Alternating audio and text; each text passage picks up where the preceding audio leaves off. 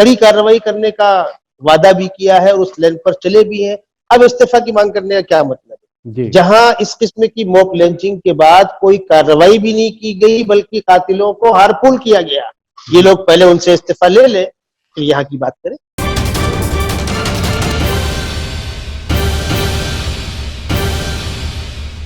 मुल्क की मशहूर जानी मानी शख्सियत जो कि सियासी बसीरत रखते हैं, समाजी मिली मजहबी तौर पर उनका एक आला मकाम है, मौलाना मुफ्ती हुज़ैफा कासमी साहब से, जो कि जमीयत उलमा हिंद महाराष्ट्र थाने के सदर हैं।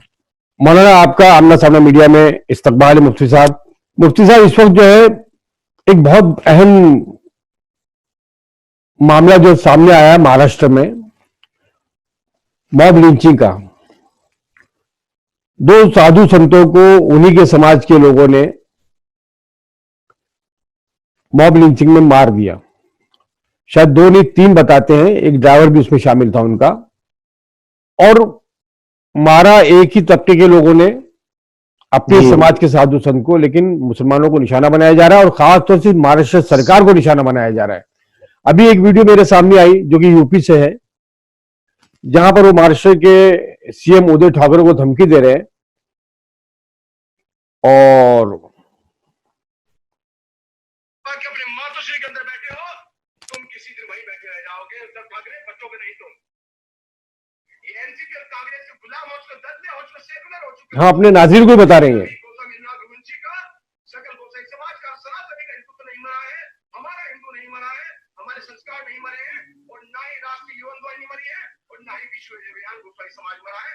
मैं बैठा हूं अपने समाज के लिए उनके की खून तक लगा दूंगा, लेकिन अपने सनातनी को गोसाई समाज के किसी व्यक्ति के साथ अन्याय होगा, छोड़ूंगा नहीं उसको। वादा करता हूं, छोड़ूंगा नहीं उसको। वो अगर की जाएगी तो याद करेगा पूरी जिंदगी कि पाला पड़ा था किसी से।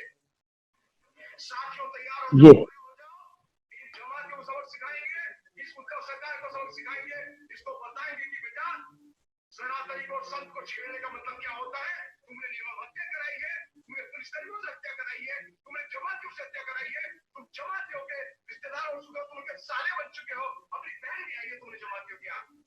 उद्धव ठाकरे अपनी औकात में आ जा, वरना तुझे महाराज में आकर तेरी औकात बताई जाएगी। तूने संत मरवाए हैं, तेरा सनातन मर चुका है, तेरी संस्कृति मर चुकी है, तेरा हिंदुत्व मर चुका है। जल्द से जल्द न्याय दिला दे मेरे भाई, अन्यथा जो है तुझे महाराज में आकर तेरा सबक सिखाया जाएगा। और तेरी सरकार जब भी राष्ट्रपति शासन लगने में तुझे देर नहीं लगेगी, तेरा एनसीपी तेरा कांग्रेस घुसड़ देगा वहीं पर आकर। अगर तूने हमारे दोनों संतों की निर्मम हत्या जो पालकर महाराज को हुई है, तुम्हारे सानिध्य में, तुम्हारी नाक के नीचे, तो तुमको छोड़ा नहीं जाएगा मेरे भाई। तुम सोच रहे हो कि सनातन संस्कृति तुम्हारे बाप की जागीर है, तुम्हारी जागीर नहीं, तुम्हारे किसी की जागीर नहीं। तुम लोगों ने जो किया, कहने का मकसद ये है, इस तरह से बहुत सारी इस तरह की वीडियो सामने आ रही है और जिस तरह से जहर फैलाया जा रहा है, जमाती कहकर इसने मुखातिब किया गया जमातियों को।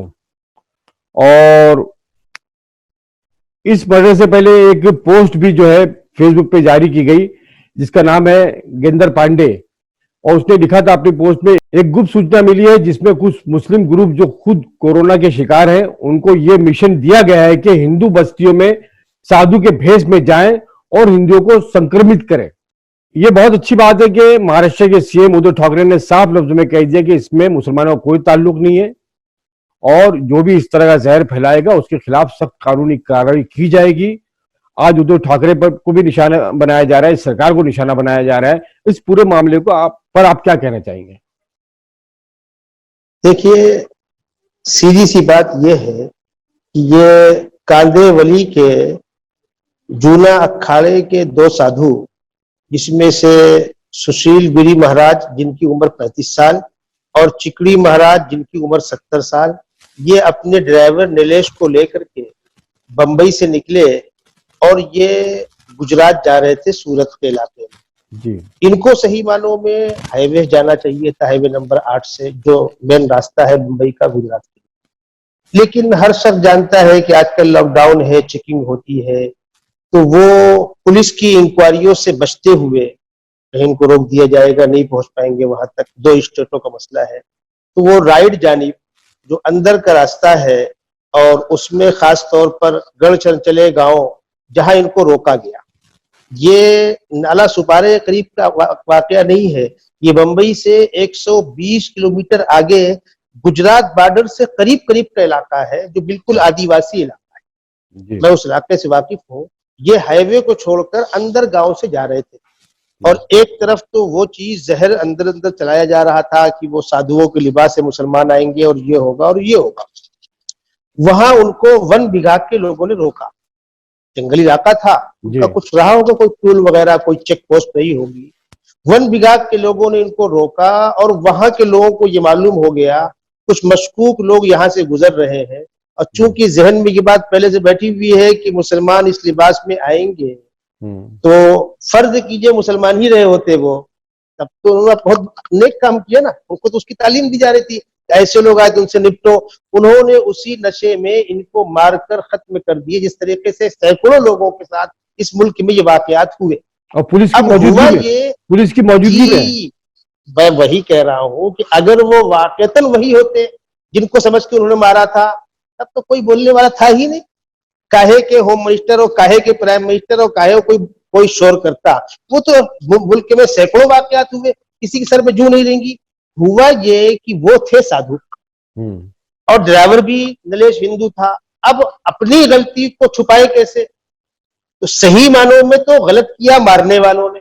हम तो शुरू से कह रहे हैं कि अमन व अमान को सेफ्टी देना, जानो माल की रखवाली करना, ये हर हुकूमत जिम्मेदारी है, सूबाई हुकूमत की भी, सेंट्रल हुकूमत की भी, पुलिस की भी, फौज की भी। इसलिए कि एक शहरी से बड़ा कोई इज्जतदार नहीं है। शहरी है तो शहर है, देशवासी है तो देश है। ये नाइंसाफी किसी के साथ नहीं होनी चाहिए। और हमारा महाराष्ट्र तो बहुत गनीमत है, हम लोग तो रात बिरात हर तरफ जाते आते रहते हैं। इधर 1 महीने से लॉकडाउन है, उससे पहले आराम से हम कभी वापी गए, कभी सूरत गए, कहीं गए, रात में लौटने में कभी कुछ सोचना नहीं। हम कोकन चले जाते हैं, हम रत्नागिरी जाते हैं, चिपलून जाते हैं, रात में आराम से लौट कर आते हैं, जलसे वगैरह करने के बाद, शादियों में शिरकत करने के बाद। हमारा सूबा महाराष्ट्र बहुत महफूज है, बहुत पुरअमन है। लेकिन इस गंदगी को जब पाला जाएगा तो उसका रिएक्शन कहीं ना कहीं तो ऊपर आएगा। अब ये इसके पौधे लगाए गए थे जी, इसकी गंदगी बोई गई थी, वो उगा। और बदकिस्मती ये है, हमें अफसोस है, वहां पर कोई भी मरता, हमको इससे कोई बहस नहीं कि बनने वाला किस मजहब का हो। हमारा कहना यह है कि जान और माल की इज्जत, इसको महफूज रखना हर हुकूमत की जिम्मेदारी है। और उद्धव ठाकरे साहब ने जैसे ही उनको मालूम हुआ, उन्होंने फौरन आर्डर किया, पुलिस की इंक्वायरी बैठा ली और मुजरिमों को गिरफ्तार किया। अब चूंकि ये वाकया उसी इलाके में हुआ है, और पहले दिन तो उसको इस ढंग चलाया गया गोया कि मुसलमानों ने मॉब लिंचिंग की है, और माहौल को फुल गरमाया गया। और जब वहां तलाश किया तो खोदा पहाड़ निकली चुईया। वो सारा का सारा इलाका हिंदू भाइयों का इलाका है, आदिवासी एरिया है, वहां मुसलमान दूर दूर तक नहीं है। अब ये मर गया उनके सर पर। अब उद्धव ठाकरे साहब ने सख्ती के साथ निपटने के आर्डर जारी किए हैं, और पूरी कार्रवाई वो कर रहे हैं। उन्होंने फुल कंट्रोल किया है, और मैं सलाम करता हूं उनके इस बयान को, स्वागत करता हूं उनके इस बयान का। उन्होंने कहा है इसको मजहब के साथ जोड़कर नहीं देखा जाएगा, बिल्कुल नहीं देखा जाएगा मजहब के साथ जोड़ करके। ये सेकुलर मुल्क है, हमको साधुओं की इस मौत पर, उनकी इस मजलूमाना मौत पर दुख है, और हम सेंट्रल गवर्नमेंट से भी और स्टेट गवर्नमेंट से मुतालबा करते हैं इस कत्ल में जो लोग मुलव्विस हैं उनको सख्त से सख्त सजाएं दी जाए, और उन मरने वालों के घर वालों को माकूल मुआवजा दिया जाए। और हो सके तो वहां के मकामी पुलिस वाले अहलकारों को उनके लापरवाही की बुनियाद पर जो गिरफ्त में आते उनको पकड़ा जाए, और घर वालों से माफी मांगी जाए कि भाई जो हुआ बुरा हुआ, हम सब आपके दुख दर्द में बराबर के शामिल है, होना ये चाहिए। हम इसको इस निगाह से देख रहे हैं, इसको मजहब की बुनियाद पर, इलाके की बुनियाद पर, धर्म बिरादरी की बुनियाद पर जोड़कर नहीं देखना चाहिए। ये हमारे देश की तहजीब और देश की परंपरा नहीं है। यहाँ सारे इंसानों को यकसा तहफ्फुज और यकसा इज्जत फराहम करनी चाहिए। मुबारकबाद दूंगा सूबा महाराष्ट्र को, उन्होंने फौरन इत्तला मिलते ही उद्धव ठाकरे साहब ने आर्डर किया, पुलिस हरकत में आई और 100 से ज्यादा लोगों को गिरफ्तार किया। अब जब गिरफ्तारियां होंगी तो वहां जो लोग आबाद है उन्हीं की तो होंगी। आपने बतलाया कुछ बीजेपी वाले हैं, कुछ फला है, कुछ फला है, इसलिए कि जिन लोगों ने मारा है वही पकड़े जाएंगे, और मारने वाले वही है, उन्हीं के खिलाफ कार्रवाई भी होगी। यहाँ जो खास बात सामने निकल कर आती है कि आज जो लोग उद्धव ठाकरे से इस्तीफे की मांग कर रहे हैं या इस सरकार के खिलाफ बात कर रहे हैं, बुनियाद तो इन्होंने ही रखी। इनको पहले अपने गिरेबान में झांकना चाहिए। जब 100 से ज्यादा पहले ही मॉब लिंचिंग हुई बीजेपी की और आरएसएस के लीडर ने, जो ये वाकया हुआ था चंद माह पहले, जो तबरेज को मारा गया, जब चोर कहकर मारा गया 2017 में, झारखंड के अलीमुद्दीन को गांव पर मारा गया, और 2018 में एक जो मामला आया बुलंदशहर का, सुबोध कुमार सिंह जो इंस्पेक्टर थे उनको मारा गया, बीजेपी के लोगों ने मारा, योगेश राज जो बजरंग दल का उसने मारा। तो इन लोगों ने तबरेज के मुजरिम को, उस कातिल को हार पहनाया, उसको कानूनी मदद दी, जबकि उसकी मुखालफत होनी चाहिए, उसके खिलाफ कानूनी कार्रवाई सही ढंग से होनी चाहिए थी, उनको इंसाफ मिलना चाहिए था। इंसाफ भी नहीं मिला, बहुत जल्दी जमानत भी हो गई उनको, उनका स्वागत किया गया। तो इस परंपरा को तो आगे बढ़ाया इन्होंने उसको इस्तीफा नहीं दिया, इनकी सरकारों ने इस्तीफा नहीं दिया, इन्होंने स्वागत किया। तो आज कैसे ये उद्धव ठाकरे से जो है कह सकते हैं या उनसे इस्तीफा मांग सकते हैं? सीधी सी बात ये है, इस किस्म का वाकया कहीं भी हो सकता है। मैं आपको मार दूं, आप मुझे मार दें, अगर उस पर हुकूमत एक्शन न ले तो हुकूमत की गलती है। हुकूमत ने एक्शन लिया है, कड़ी कार्रवाई करने का वादा भी किया है और उस लाइन पर चले भी हैं। अब इस्तीफा की मांग करने का क्या मतलब है? जहां इस किस्म की मॉब लिंचिंग के बाद कोई कार्रवाई भी नहीं की गई, बल्कि कातिलों को हारपूल किया गया। ये लोग पहले उनसे इस्तीफा ले ले, तो यहाँ की बात करें। हम तो एक साफ सी बात जानते हैं कि वाकया कहीं भी हो सकता है। उस वाकये को हवा देना, उसको पनपाना, उसके खिलाफ कार्रवाई ना करना, ये जुर्म है। वाकया हो जाए, हो सकता है, ना हो वो तो बहुत ऊंची बात है, लेकिन वाकया होने के बाद उसके खिलाफ कार्रवाई ना करना या उसको शह देना, ये जुर्म है। जो जिन वाकयात का आपने हवाला दिया उनमें होता रहा, पूरे मुल्क में होता रहा। यहाँ तो ऐसा नहीं हुआ, यहाँ तो उद्धव ठाकरे साहब ने फौरन उस पर एक्शन लिया है। और वहां तो मंसूबाबंद तरीके से हुआ मुसलमानों को दस्तरदा करने के लिए, और जिसकी सरकारों ने और संगठन ने, आरएसएस बजरंग दल वालों ने इसकी हिमायत की, आज वो इस्तीफा मांग रहे हैं। जी।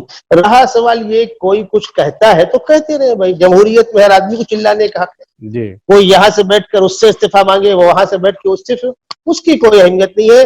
उद्धव ठाकरे साहब इस वक्त सूबे को इस अच्छे ढंग से लेकर चल रहे हैं। हर इंसाफ पसंद, हर सेकुलर हिंदू मुस्लिम उनकी सराहना करता है, वो ढंग से हुकूमत चलाएं। हमें खुशी है, हम में से कोई आदमी उनको इस वाकये में, इस वारदात में न जिम्मेदार समझता है, न उनके ऊपर कोई इल्जाम देता है, बल्कि हमें खुशी है कि उन्होंने फौरन इस पर एक्शन लिया। और अगर ऐसा ही कड़ाई के साथ एक्शन लेते रहेंगे तो ये गंदगी कहीं पर पनपेगी नहीं। पुलिस को चाहिए अपनी जिम्मेदारी वो निभाए, और सरकार को चाहिए कि पुलिस को मुकम्मल सहूलत दे, और मजहब देखकर कार्रवाई ना की जाए। मुजरिम मुजरिम है, वो किसी भी धर्म और किसी मजहब का। गलत गलत है, कोई भी करे, हम किसी गलत की हिमायत नहीं करते, उसका साथ नहीं देते। बिल्कुल, कानून की पासदारी होनी चाहिए, बस सीधी बात। जी, यहाँ बड़ी अच्छी बात यह है, सिर्फ हम ही हिमायत नहीं कर रहे उद्धव ठाकरे की, ये चंद गंदे लोग होंगे जो सोशल मीडिया पे इस तरह की गंदगी फैला रहे हैं, दो चार, ये बहुत तादाद बहुत कम है।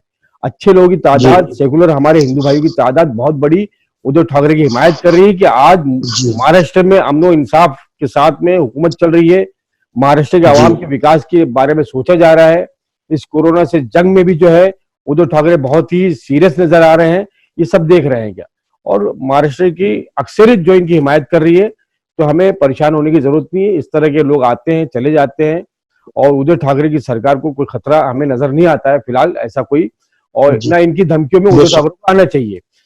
बहुत बहुत शुक्रिया मुफ्ती साहब। जी मुफ्ती साहब, बहुत बहुत शुक्रिया।